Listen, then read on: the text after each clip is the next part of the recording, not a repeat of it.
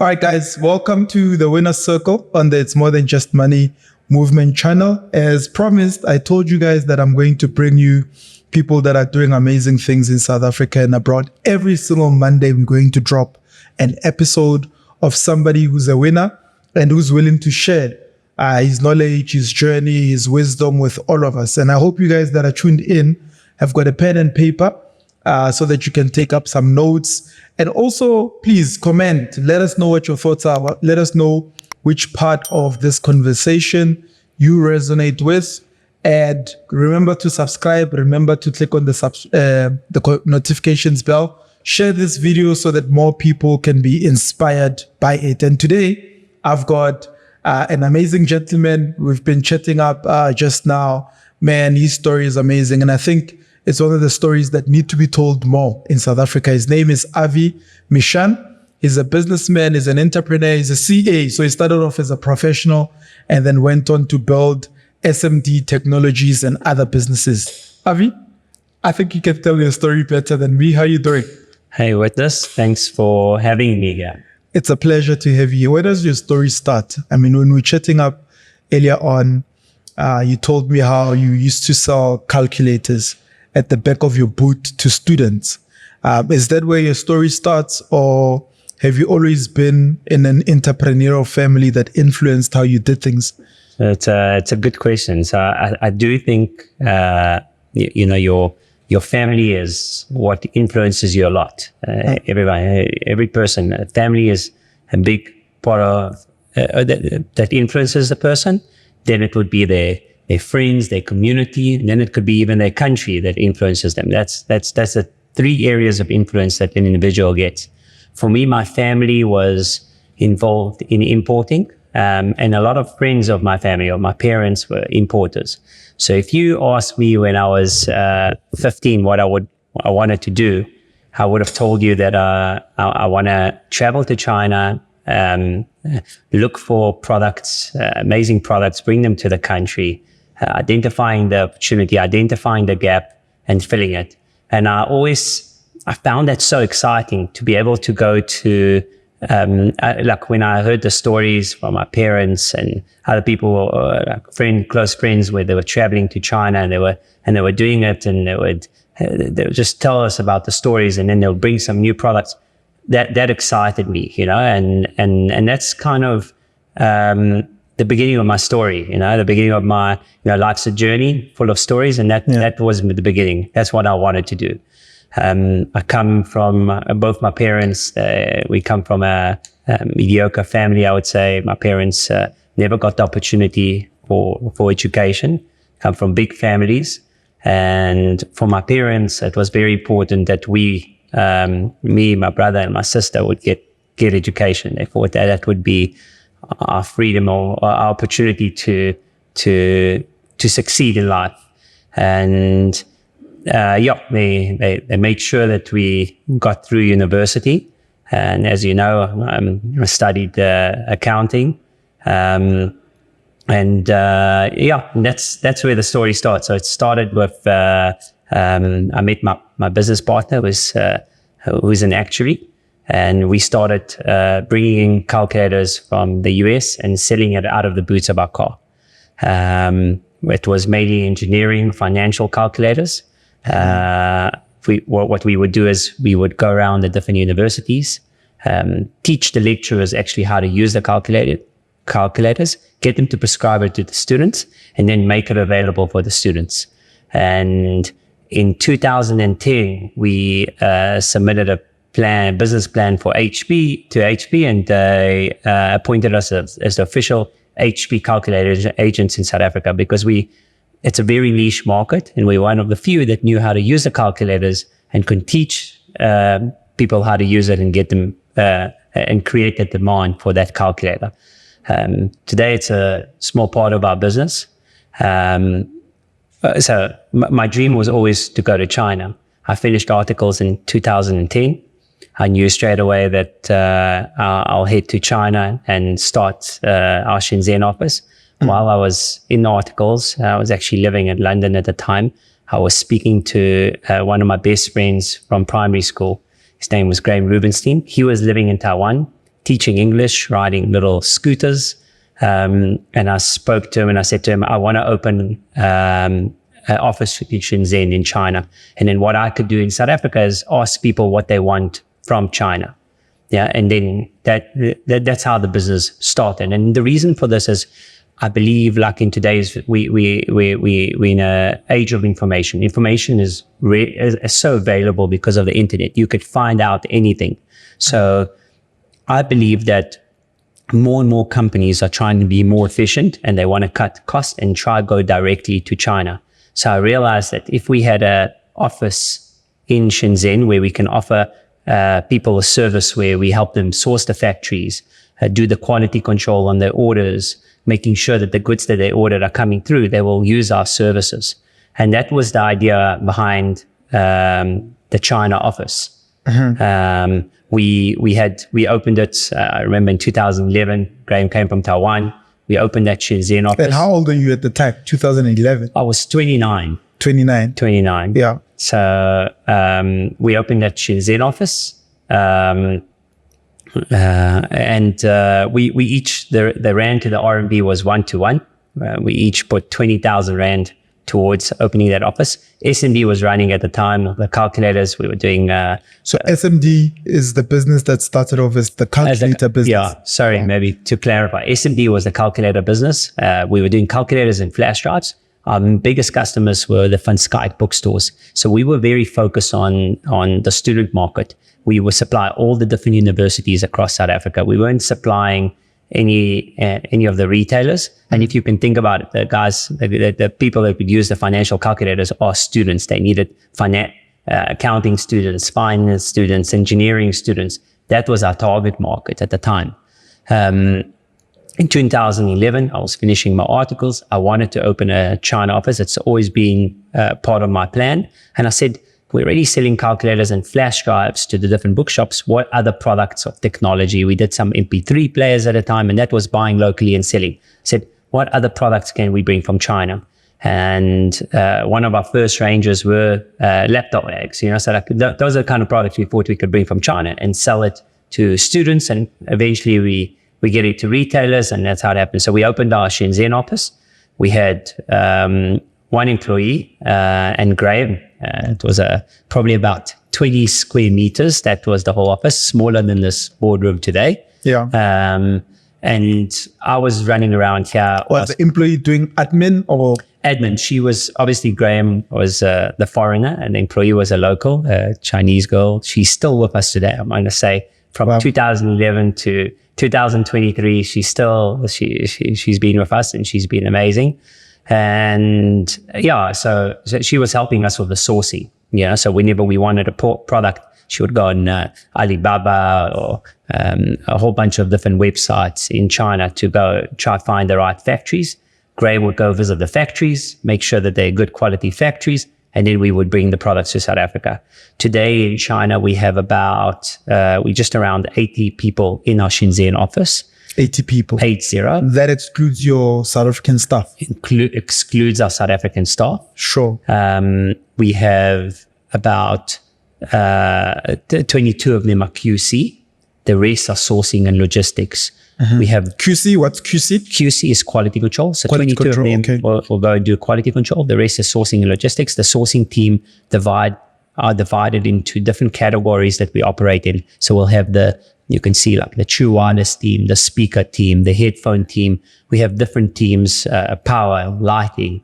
So different teams that specialize in different categories, and they will manage those categories. Now we have about 2,000 factories on our database, 500 active factories. That means factories that we have live orders with. Every factory will go through a factory audit. Every order will go through an inline inspection and a final inspection. What we realize is a factory audit means we assess the factory and say this factory is a good factory, and we think that they're not going to cut corners in any ways when they produce our products. Inline inspection means as soon as goods go into production, we would go and look at the raw materials and make sure that the quality of the goods are right and in line with what we've ordered. And a final inspection means before the goods are ready to leave, we'll check that everything complies with what we wanted. We do this in order to mitigate our risk. And, and anyone that's dealt with China will tell you that they've had some crazy experiences. Yeah, with the products coming back defected, you get burned, So we've had some scars and big learnings over the years, and we've realized that it's very important for us to identify the problem in China, not wait for it until it arrives in South Africa. Because to send the goods back to China or to try get a credit from the factory, it's almost impossible. They don't like to lose money, so you identify the problem when you do the quality control, and you make sure that everything complies. And if there's a problem, you try to sort it out on the China side of things. And we've taken a very much a systematic approach. Every order goes through inline final inspection.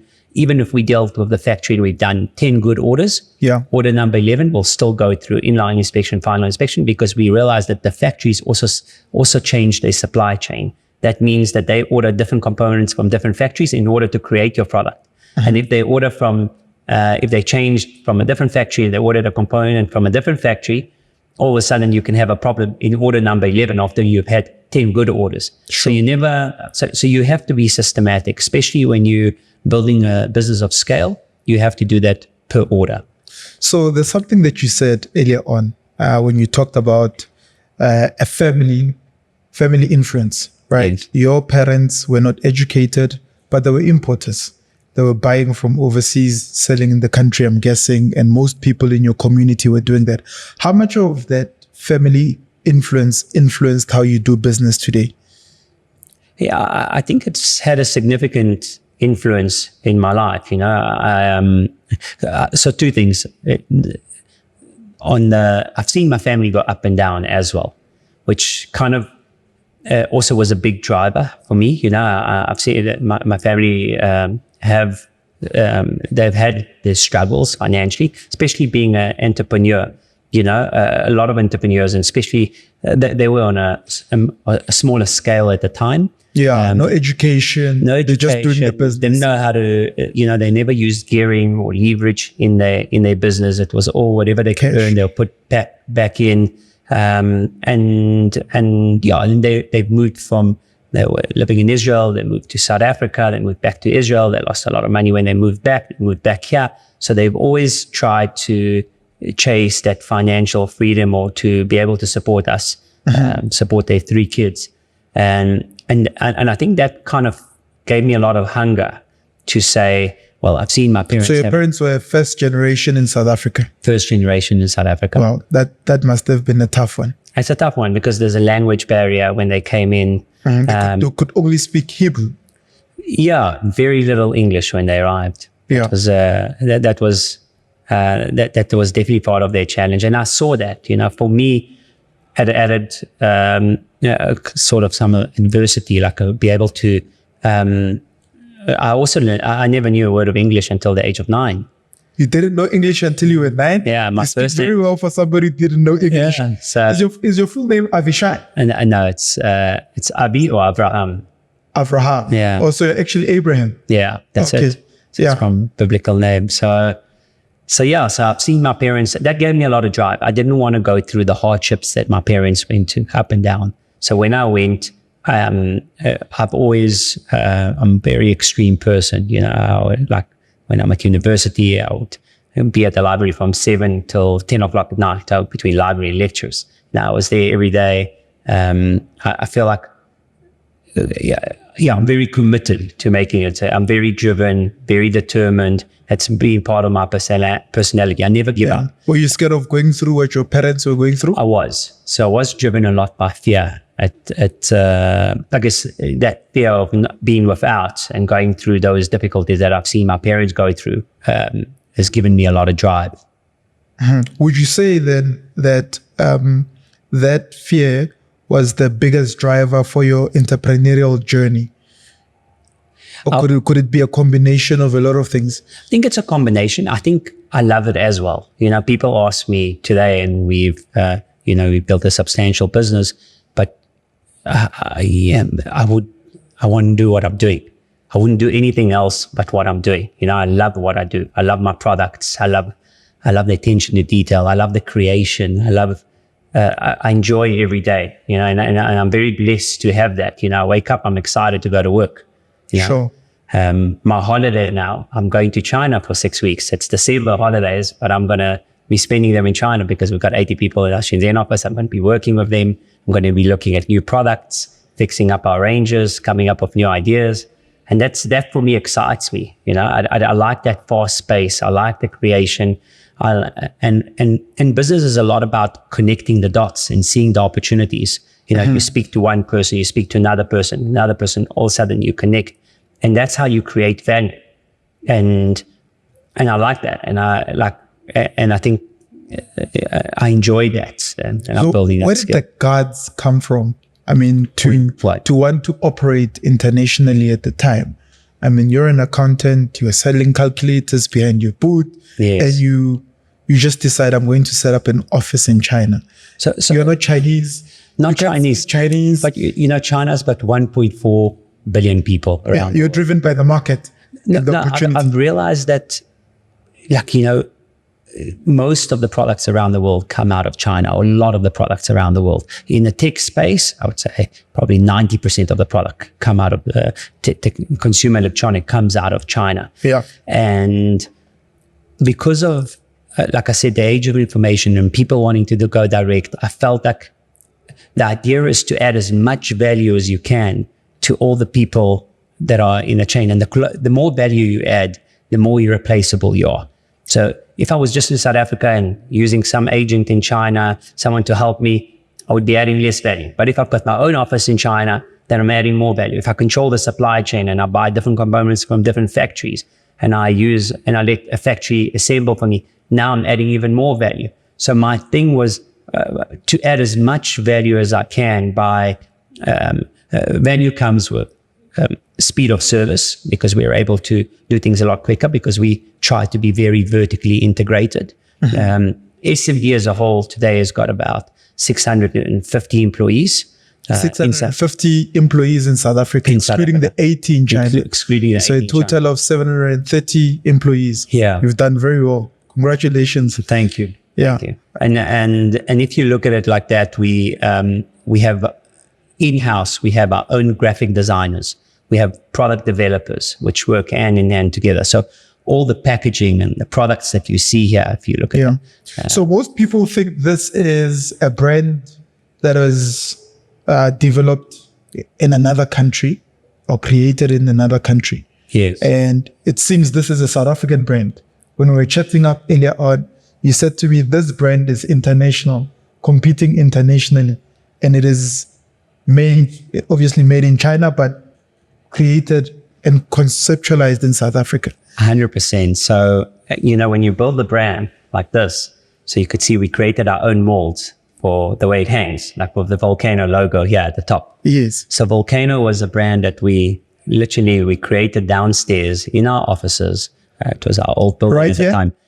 Old building, not this building. Our graphic designers helped us create this brand, and you could see the look, the feel, the attention to detail. And that's what makes a brand, detail, and we've managed to, so right now we sell Volcano to about 30 countries around the world. 30 countries. From China, FOB China, to 30 countries around the world.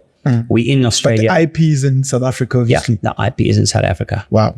Amazing. Yeah. Amazing. Yeah. So how have you been able to start your business and scale? Like, what is the secret behind the scalability? So great question. So firstly, myself and my partner, Simcha, we're actually 3 partners in this business. But myself and my partner, who is the actuary, we're very data orientated people. And numbers guys. Yeah, we numbers guys. So I think we numbers guys, and we long-term driven. So everything that we do was with the long-term in mind. We never try to do something where we don't add value. For us, it was, if we put this into the retail stores, or if we sell this, our customer needs to also be able to sell it out. Sell it out of their stores. If they sell it out, they come back to you and they order more. Sure. So everything that we've done was with our customer in mind, and that creates longevity. because they're successful, you're successful, they come back to you more and more.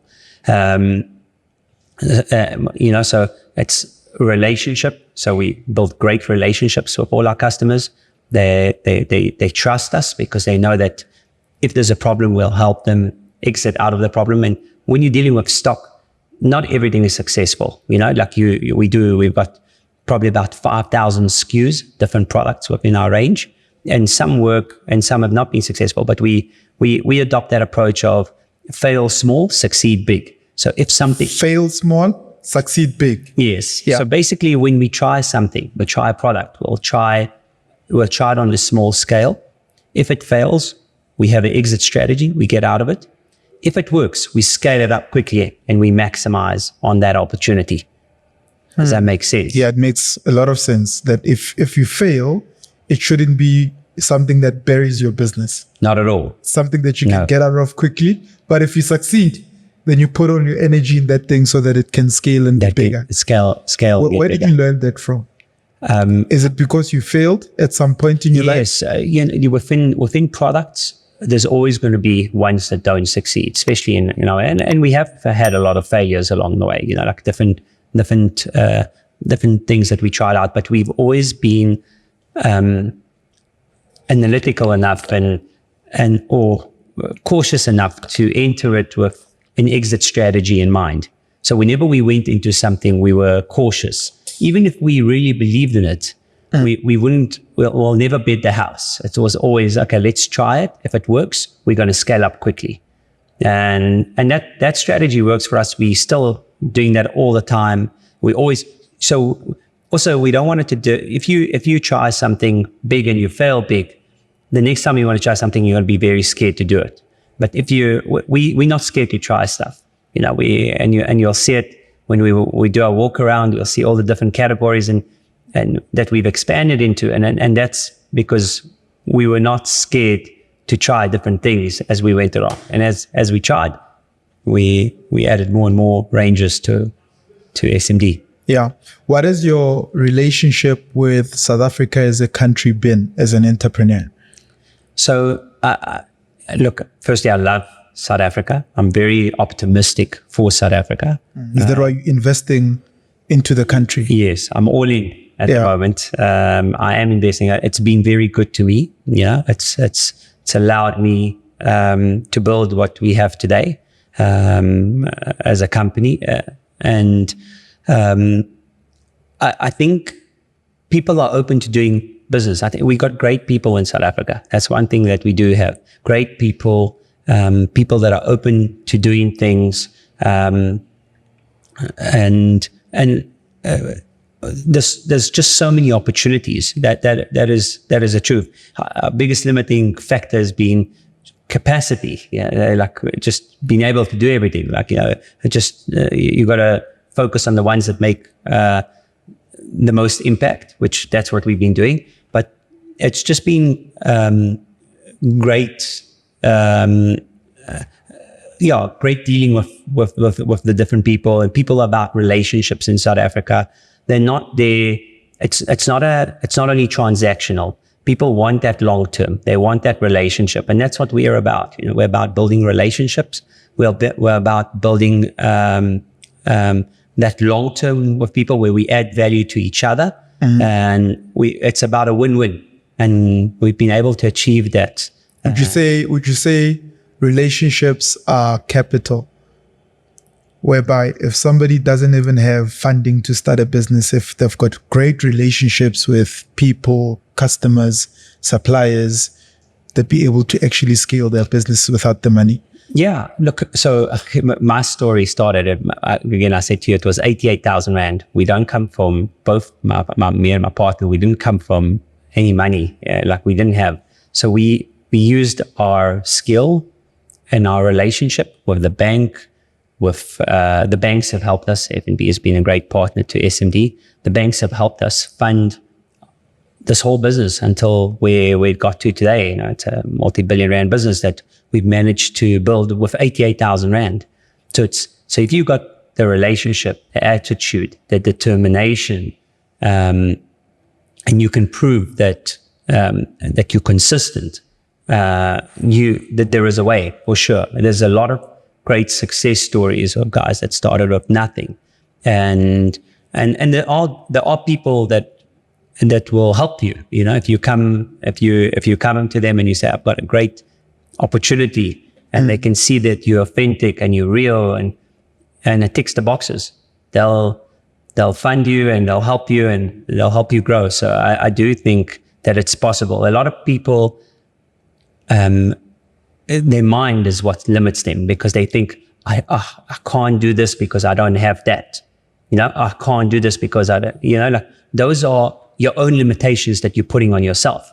Yeah. And I believe that that's the first thing you gotta eliminate all these constraints that you think you have, and kind of adopt an unconstrained way of thinking. How are you able to do that for yourself? Did you have any constraints that you would look at and said, I'm not good enough there, I'm not good enough there, but I'm going to overcome it? How do you? So I did. I definitely think I did. And I think a lot of people do. And the quicker you get, it also depends on how you've been raised, to be honest. But I did have that constrained thinking. What helped me a lot is education. So I listen to a lot of books. I listen to masterclass. I listen to podcasts. That definitely helped me. Yeah, education allowed me to open, and also experience and time. I needed a little bit of time. So I think, you know, our most valuable thing in life is time. So if you can do it quicker and be able to open your mind quicker and realize that there's less constraints than what you think there is, and you're able to do it, then you'll have more time to achieve what you want to achieve. Yeah. So meaning the quicker you do something, the better. So meaning if you're going to fail at it, you fail as quickly as possible so that you can learn and start something else. Yeah. 100%. And also, don't be scared to try something. What's the worst? You know, like not trying is failing. Yeah. Yeah. So at least if you try, you know, and you learn from it and you move. But 100%. I just think it's just that growth in mindset to say growth mindset. Yeah. You know, always you got to try you need to try grow every day a little bit. And that's by educating yourself. I think education is a big part of it. Learning from other people's experiences. You know, there's three types of people. There's people that learn from their own mistakes. People that don't learn from their mistakes. That's not a good place. There's people that learn from their mistakes, and there's people that learn from other people's mistakes. And if you can be that person that learns from other people's mistakes, that's who you want to be. And that's by listening to other people's stories and other people's journeys. You can get a lot out of that. So I was speaking to another friend of mine, Jewish, and he says to me, Howie, witness, I can tell you now the Jewish secret. And I said, okay, what is the Jewish secret? He says to me, Jewish people will sacrifice everything they have to educate their children. But when you look at South Africa and the world nowadays, we are told that you need to quit school, go start a business. Is that something what would you say about that? The idea of, no, go be an entrepreneur, quit school. Mark Zuckerberg did it. Bill Gates did it. Again, I think that different people can have different paths in their lives. You know, like I've learned not to judge, you know, like, because some people will quit school and you're hearing about Mark who's successful, and Mark Zuckerberg is very successful. He's quit university and he's become a billionaire and a very successful person, and has impacted the world in a big way. But there's a lot of stories that you don't hear about. So of the guys that did not make it. Did not make it. So I think, follow your passion, follow your dream. For me, education was important, and it's actually assisted me a lot. You know, started with financial calculators, helped me being a CA, because I could use those calculators. You know, so if you're not educated, you would not be able to use the calculator. I wouldn't be able. So, and also in business, it helped me make a lot of the decisions that I have to make on a daily basis. They're financial decisions, you know, based on data. It's helped me. It's helped me have a better or more of an analytical brain than I would have had if I not studied accounting. So it really depends on the individual, but I think the idea is, as long as you're educating yourself, if it's through university, I have met, and I've got some great employees here, and I'm thinking of one specifically who is phenomenal. He never got the opportunity to study. Yeah. He is amazing, self-taught, amazing. So, I've got guys with engineering degrees, but they're nowhere near as capable as him. But he continuously educated himself. He taught himself Excel. He taught himself, and at a great level. So I think the idea of no matter what you do, always learn. They say learn, earn, return. I don't know if you've heard that before. Learn, earn, return. Yes. So in the third of your life, you learn. In the second third, you earn. You start earning. And the last third, you start returning. I think. Is it returning, giving back? Giving back. Yes. Giving back to others. I think that's a principle by Andrew Carnegie. Yeah. But it's first 25 years of your life you learn. Okay. Second 25 years of your life you earn. The third 25 years of your life you give back. But I think it's because you said 75 years, because back then people could only live up until 75. Look, so one thing I would say about that principle, you always learn. Don't stop learning. Don't think that it's maybe your balance of learning versus earning changes. So because in the first 25, you learn a lot more than you earn. But but you should always learn. Maybe you have less of a learning, like less percentage of your time is on learning, but learning should be throughout your whole life. Are you continuously learning now? I mean, with the advent of AI, ChatGPT, and all those things, what do you think the future of technology is, and especially also the future of jobs? If you're a young person right now, what would you be arming yourself with? So it's very interesting that you said that. There was a person, his name's Dean Furman, which I can also introduce you to him. Right. He's an actuary, and he specializes in AI, ChatGPT. And I've heard him speak at an event, and then I brought him to SMD to do a workshop for all my staff. Sure. So because we thought there's a lot of tools that they can use in doing their jobs on every day. So I don't think AI necessarily will replace people's jobs. I think it will make them more efficient, and people that know how to use AI will replace other people's jobs or whatever. So I think we need to adopt it and use it and embrace it. So it's a tool. I like the fact that you said it's a great tool. It's a great tool for us. Remember, we do products. So we have to do product descriptions. We have to do instruction manuals. We have to do graphic design, all of that. We using a lot of AI or ChatGPT and different AI tools to assist us with this. And it's made our arts team a lot more efficient, less mistakes, more accurate, and we're just able to produce higher quality products at a faster rate. How many products do you guys have at SMD? So we have about 5,000 SKUs, and I would say that translates, because a SKU is you can have multiple colors per product, and it will translate to probably about, let's say, 2,500 products. Is that 2,500 brands as well? No, not 2,500. It's across multiple different, multiple brands. Multiple brands that you guys, that you started from scratch. So some of these brands we started from scratch. So talking about SMD Technologies now, the biggest consumer electronics accessory supplier to the South African market, So our biggest brand is Volkano, which is a proudly South African brand. Yeah. Shout out. Yeah. So which people are supposed to be supporting, by the way, guys, buy local. Yeah. So it is a local brand, and we're very proud of it, because most people pick up the packaging, they hold it, and they're like, no, this is not South African. It looks like an international brand. It's a proudly South African brand. It's in 30 different countries. We've got Volcano, we've got Rocker, which is also a South African brand. That one there? That one there. We did a lot of collaboration with celebrities. It was Mikasa, DJ Sinclair, AKA. We had a lot of different celebrities. Danny Kaye, of course. Sure. We had different celebrities that we did the collabs with. Amplify, Balance is our own brand. Probase is our own brand. Kingston's, Switch, Travelwise, which is luggage. Connex, which is a laptop brand, a proud South African laptop brand. And then we do some big brands like Sony. We're the exclusive distributors for all Sony audio products, so headphones, speakers. Exclusively. So every headphone and speaker from Sony is ours. It's a great brand, great quality. We have Sharp calculators, and we've just got in Logitech a couple of months ago. Logitech is Logitech. It's one of those brands we had, man, in the early 2000s. They were producing DVDs. You remember DVDs, DVD players? Are you thinking about Logic? Yeah, I'm thinking about Logic. Is it different? Yeah, Logic is Massmart's private label.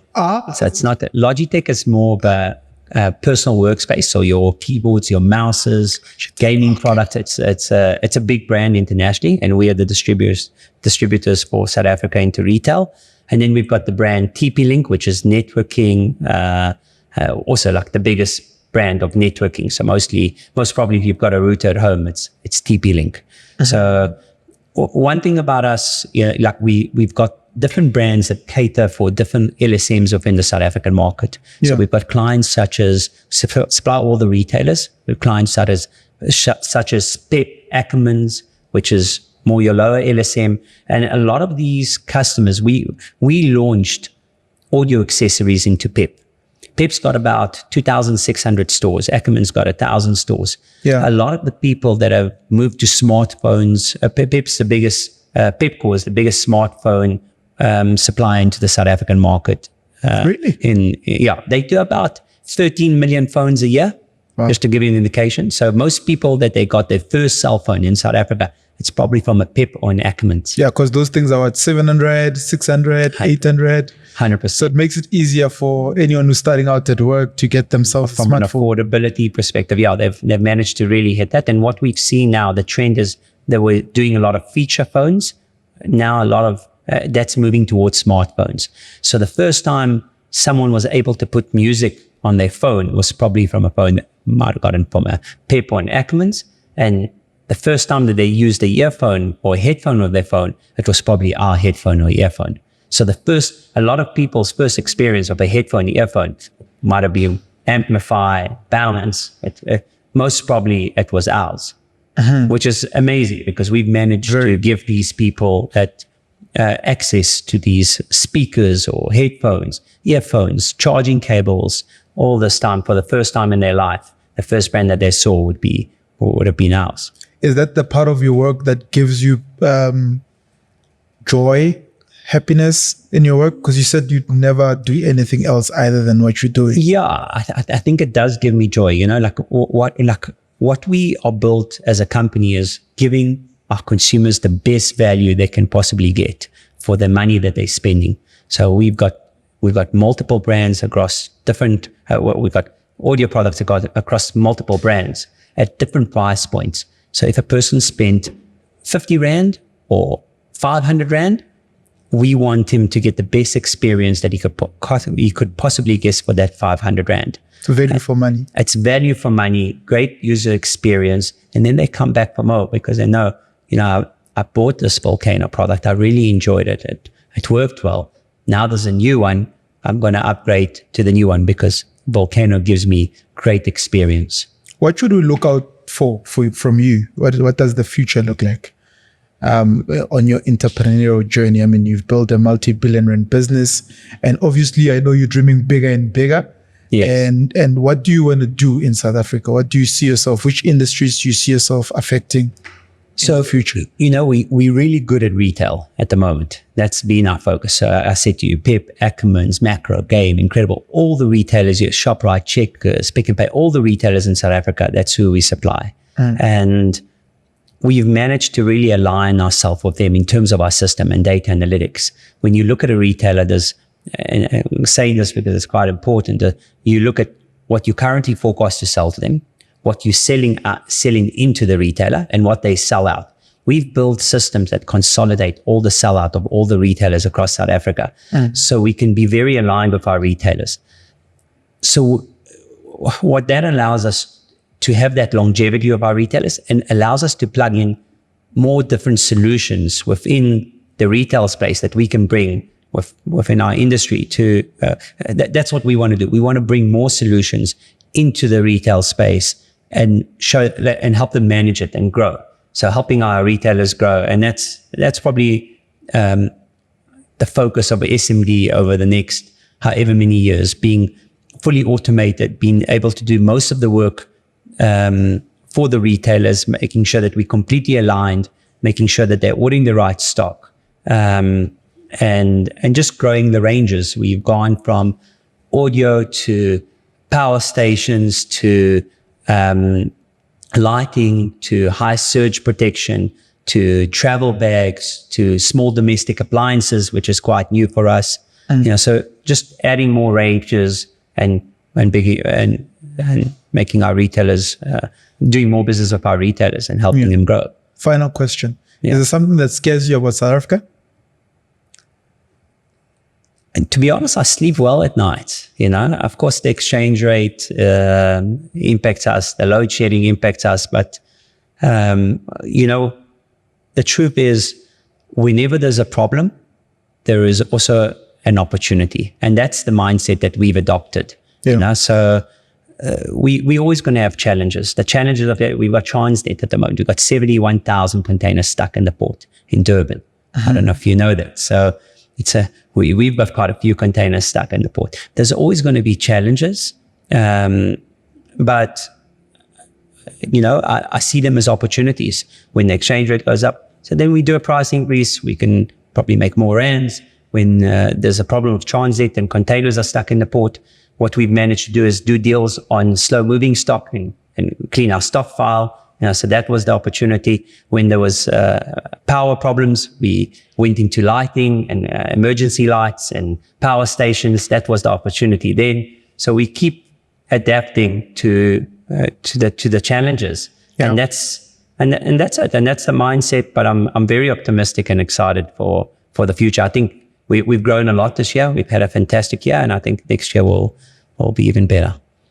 I wonder if you have an idea in terms of the impact that you are making in this country. I mean, you employ 650 people, right? When you and I did the calculations, we said if each person has got 5 members in the family, that translates to about 3,250 people. But what we forgot to mention was that then you've got the retailers that you are helping maintain their businesses, where customers are constantly buying from them. Pep alone has got about 2,600 stores, like you said. All of them have got your products. That's 2,600 stores that are servicing 56 million people, right? And if you look into the smartphone market, the earphone market, and every single retailer has got customers, it's got employees, it's got people. So it's thousands and thousands and potentially millions of people that you are affecting directly with the work that you're doing. And for me, as a young person, that's inspiring. And on your journey, I wish you could continue to grow, continue to affect change in our country. And yes, continue to employ people. You've been duped by Howie as the new Brian Joffrey. Yeah. He even said, now witness, I'll give you a guy that's doing better than Brian Joffrey. Yeah. So that's for me, it's a great compliment. And you've earned that title. And I wish you more success. But I'm hoping you take us on a tour. I'm looking forward to taking you on a tour. That are here. And you can close it off. Do you have anything that you want to say to a young person that's watching there and that's saying, Avi, I see how you started. I realized the fact that you also did not come from a silver spoon. What advice do you have for me? Perhaps I don't even have the education. Yeah. So I think my motto is never give up. That's always been my motto in everything. Like when even when we started, we had a lot of obstacles on our way, and there's always going to be obstacles and challenges. And the idea is to be consistent and just never give up. If you believe in something, work towards it, and just try to get a little bit forward every day, a little bit more. Yeah. And you'll see like success follows. It comes quicker than a person thinks. Like I didn't realize I'm going to be here today speaking to you and but having this business. If you would have told me that, I would be like, wow, but it just comes so quick. And the idea is you solve one problem at a time, you don't give up, and things work out eventually. And at least that's what happened for me. And what do you think they should do when they wake up tomorrow? Wake up tomorrow. Look, so my routine is just be consistent. Grow yourself every day. So when you wake up tomorrow, you know you're going to do it. For me, I wake up in the morning. I train every morning. It's important. Healthy body, healthy mind. So out of 365 days a year, I'll probably train 345 days. And if it's a run, it's a little bit of gym, but it keeps my mind sharp. I educate myself every day, a little bit. If it's half an hour, 45 minutes, I like audiobooks and podcasts. I think just have create your vision and start working towards it, and one step at a time. So when you wake up tomorrow, I wouldn't say tomorrow, do it now. Have your plan of what you need to do and execute on it. That's it. It's about the execution. It's stop talking, stop dreaming, just do what needs to be done to get you one step closer to what you want to achieve. My brother, Thanks a lot. Yeah. appreciate you. Appreciate it. Appreciate you giving us the time. I know how busy you are. Nah, it's a pleasure. Yeah. Thank you for the opportunity. All right, guys. If you're watching this, please click on the subscribe button, click on the notifications bell, comment. Let us know what your thoughts are. Let us know which part of this conversation inspires you. And I'm inspired. If you're not inspired, I don't know what's going to inspire you. Let's wake up and affect some change. Talking only is not going to get the results. You've got to act, take action. I'm about to go on a tour. Hopefully you'll see some of the products that we're going to see right now.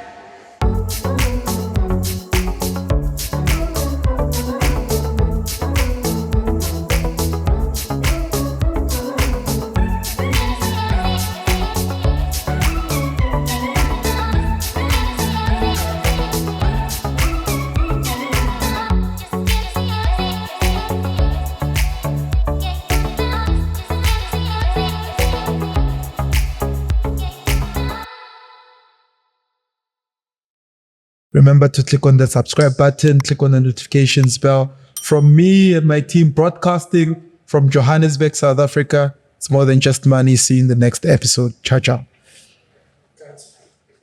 Thank you. Thanks.